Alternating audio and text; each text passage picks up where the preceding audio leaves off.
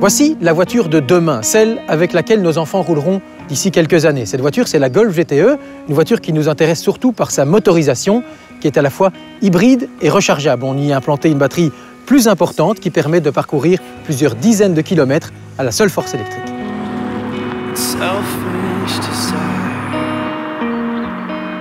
Mais ce n'est pas tout, puisque cette Golf embarque également une unité thermique, en l'occurrence un 1.4 TSI de 150 chevaux, une puissance qui vient s'additionner à celle du moteur électrique pour offrir 204 chevaux en puissance combinée, soit à peu de choses près la puissance de l'actuelle Golf GTI. Mais n'allons pas trop vite et découvrons ensemble les technologies embarquées de cette Golf GTE.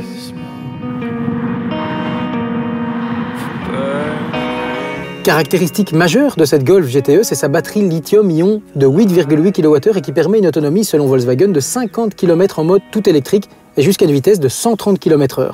Une belle performance, mais qui est aussi à relativiser, car dans des conditions réelles, il faut plutôt compter sur une trentaine de kilomètres. La batterie se recharge en plus ou moins 3 heures, mais n'espérez pas mieux, car cette GTE n'accepte pas de se brancher sur des bornes rapides.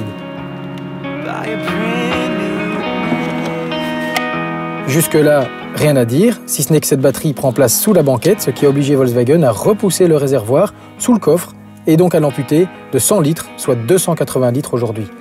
L'ensemble de la machinerie pèse au total 340 kg, dont 125 kg pour la seule batterie, mais il permet d'annoncer une consommation mixte homologuée quasi record de 1,5 litre ou 35 grammes de CO2. C'est-à-dire rien, mais pour autant que l'on roule effectivement en mode tout électrique le plus souvent possible, car c'est bien là l'intérêt de cette voiture.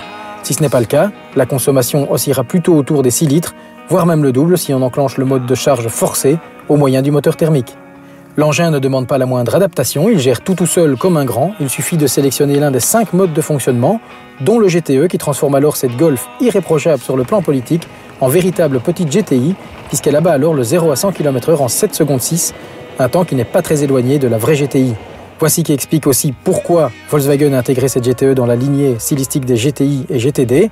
On retrouve leur empreinte par le biais de grandes jantes, d'une carrosserie bodybuildée, d'un liseré de calandre et d'une décoration intérieure dont l'historique tissu à carreaux est ici teinté de bleu.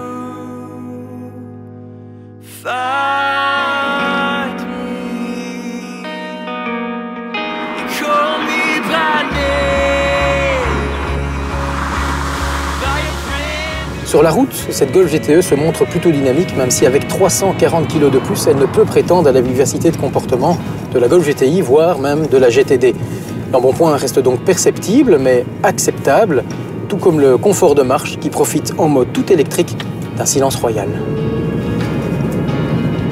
À près de 40 000 € l'unité, on ne peut pas dire que cette Golf GTE soit donnée, mais ce prix n'est finalement pas si élevé si on considère les technologies embarquées de cette voiture, qui sont, rappelons-le, analogues à celles de la Porsche 918 Speeder. La Golf GTE reste donc intéressante, en tout cas pour les utilisateurs qui ne parcourraient qu'une quarantaine de kilomètres au quotidien.